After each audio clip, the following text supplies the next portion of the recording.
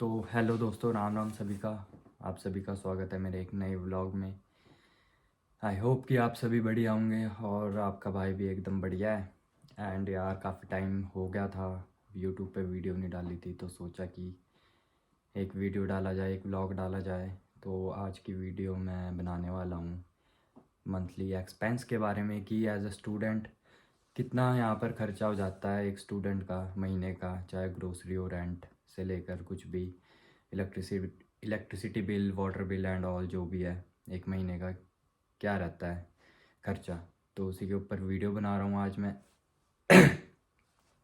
And और उससे पहले आपको मैं एक बात बताना चाहूँगा यार, काफ़ी बंदों के मैसेजेस आ रहे हैं कि भाई कैसे ज्वाइन करे हाउस बिल्डिंग के लिए, कौन सी कंसल्टेंसी बेस्ट है इंडिया में एंड ऑल, कहाँ से जर्मन लैंग्वेज सीखे एंड ऑल, ऐसे ऐसे क्वेश्चंस आ रहे हैं।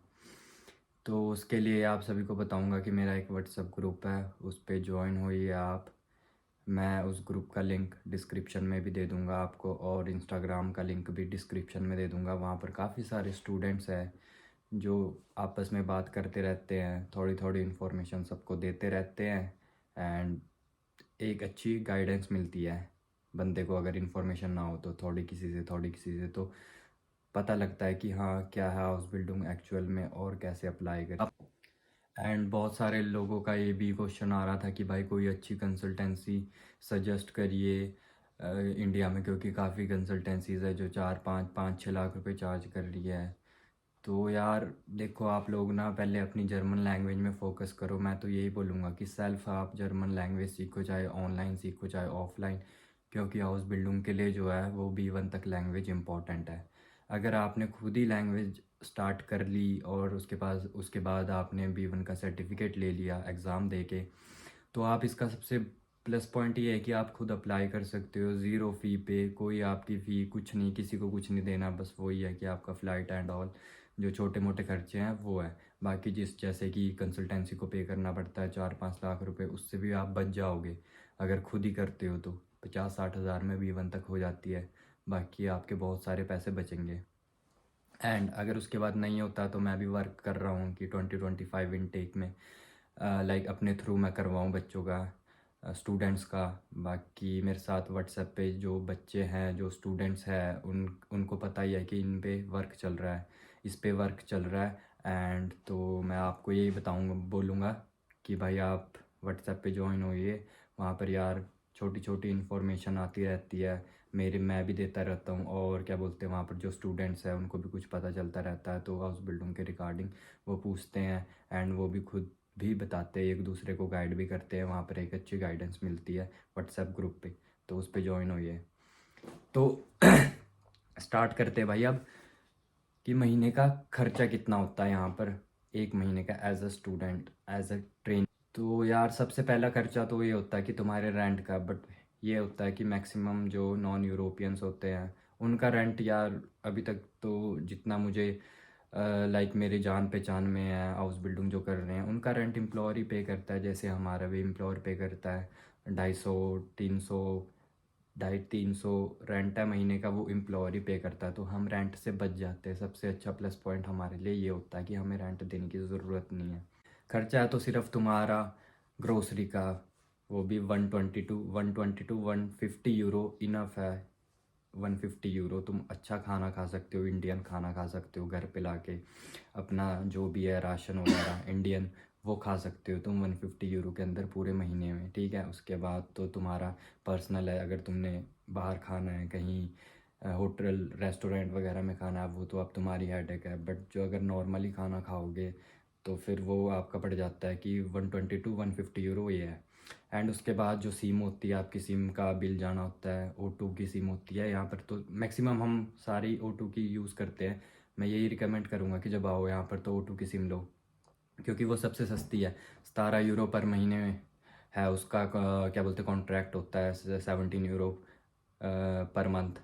तो आपको क्या बोलते हैं 17 यूरो का वो मिल जाता है, अनलिमिटेड नेट मिल जाता है, आप जितना मर्जी करो एंड कॉल वगैरह अनलिमिटेड मिल जाती है।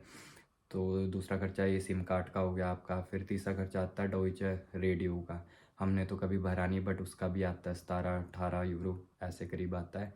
अब देखेंगे, एक ही बार भरेंगे हम।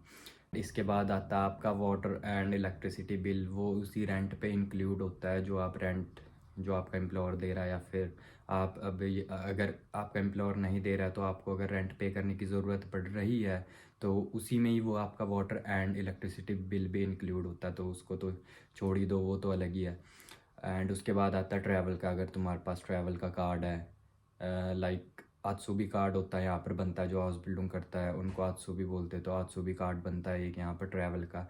जिस स्टेट में रह रहे हो तुम उस स्टेट का बनता है, उसका जो है 33 यूरो पर मंथ कटता है। तुम मतलब कि अगर तुम्हारे पास वो कार्ड है तो तुम पूरे एक स्टेट में, जर्मनी के पूरे एक स्टेट में घूम सकते हो। तुमने पूरे सिर्फ पूरी अगर पूरी जर्मनी का कार्ड बनाना है तो वो भी होता है, वो तुम्हारा 49 यूरो में तुम पूरी जर्मनी घूम सकते हो। 49 यूरो की टिकट मिलती है, उस पर आप पूरा जर्मनी घूम सकते हो, या फिर पर मंथ आप उसको करवा लो तो पर मंथ आपके अकाउंट से कटते जाएंगे 49 यूरो, तो आप पूरा जर्मनी घूम सकते हो उससे। तो यही खर्चे हैं फ़िलहाल तो यार, ग्रोसरी का ही है सबसे मेन, एंड उसके बाद ये छोटे मोटे खर्चे हैं 17-20, ये 30-35 यूरो कार्ड वगैरह का। तो हमारा ज़्यादा खर्चा नहीं होता यार, तो यही खर्चा होता है महीने का लग जाता है तुम्हारा 250 यूरो के करीब, 300 यूरो के करीब लग जाता है, बस 250 यूरो बता रहा हूँ मैं तुम्हारे को, 250 यूरो लग जाता है। एंड उसके बाद तुमने बाहर कहीं कुछ पार्टीज़ वगैरह करनी है एंड और होटल रेस्टोरेंट में खाना खाना है, तो कितनी बार जाओगे महीने में? वही होता है कि 4 वीकेंड होते हैं, अब हर हमेशा तो जाया नहीं जाता, एक आधी बार चले भी गए तो उतना ज़्यादा खर्चा भी नहीं होता है, वो अब आपके ऊपर भी डिपेंड करता है काफ़ी कुछ। तो भाई यही होता है खर्चा, 250 यूरो के करीब, मैक्सिमम 300 हो जाएगा। एंड काफ़ी कुछ आप लोगों के ऊपर भी डिपेंड करता है। ये खर्चा तब होता है अगर आपका रेंट एम्प्लॉयर पे कर रहा है आपका, तो अगर एम्प्लॉयर पे नहीं करता कर रहा है आपका रेंट तो फिर आपको डबल देना पड़ेगा, 300। तो आपका चलो महीने का खर्चा ही है 250-300। एंड उसके बाद जो आपका रेंट हो गया, मतलब छोटी सिटीज़ में है कि 270 करीब, 300 के करीब तो है ही है रेंट। जैसे मैं रहता हूँ कोटबूस में, यहाँ पर है ही है 300 के करीब रेंट, 270 यूरो के करीब। तो वो आपका 500-550 तक बैठ जाता है महीने का खर्चा पानी। एंड अगर आपका एम्प्लॉयर पे करता है रेंट तो ये बहुत ही अच्छी बात है, मैक्सिमम का करता है यार, करते हैं एम्प्लॉयर ही पे करते हैं। जो नॉन यूरोपियन यहाँ पर हाउस बिल्डिंग करने आते हैं उनका रेंट एम्प्लॉयर ही पे करता है, बाकी खाने पीने का आप लोगों को देखना पड़ता है, ठीक। एंड आपको इन्फ्लेशन का भी मिलता है कई बार, 100-200 यूरो, 200-250 यूरो इन्फ्लेशन का भी मिलता है, मील वगैरह का भी मिल जाता है कई बार, सैलरीज वगैरह आती है। विंटर गैल्ड भी होता है थोड़ा बहुत, जब विंटर आती है उस पर विंटर गैल्ड भी मिल जाता है एक्स्ट्रा, मतलब ये जो बोनस वगैरह है, क्रिसमस गैल्ड, क्रिसमस गैल्ड, ये जो बोनसेस है ये भी मिल जाते हैं आपको। तो आपका सिस्टम थोड़ा सही भी बैठ जाता है तब इन इन दिनों में, इन महीनों में। बाकी यही था खर्चा। एंड इस वीडियो को भाई यहीं पर करते हैं एंड अगर वीडियो अच्छी लगी होगी तो इसे लाइक और शेयर ज़रूर करना, एंड चैनल को सब्सक्राइब ज़रूर करना अगर चैनल पर नए हो तो। एंड अपना मैं व्हाट्सएप का लिंक दे रहा हूँ भाई यहाँ पर डिस्क्रिप्शन बॉक्स में, एंड इंस्टाग्राम का भी। आप मेरे इंस्टाग्राम से जुड़िए, आप मेरे व्हाट्सएप ग्रुप में आइए, वहाँ पर मैसेज करिए एंड एक दूसरे से वहाँ से जानकारी लीजिए हाउस बिल्डिंग के बारे में। वहाँ पर काफ़ी स्टूडेंट्स हैं, 60-65 के करीब स्टूडेंट्स हैं जो डेली कन्वर्सेशन करते हैं एक दूसरे से। तो यही चाहूँगा कि आप लोग भी उसमें जुड़िए एंड अच्छे से लैंग्वेज सीखिए। आई होप कि हम अगले साल ज़रूर मिलेंगे, और अगले साल आई होप कि मैं आपका काम करके दूंगा यहाँ से, उसी पर वर्क चल रहा है। तो देखते हैं अगले साल क्या बनता है। तब तक के लिए भाई सभी को राम राम, टेक केयर, ध्यान रखिए अपना।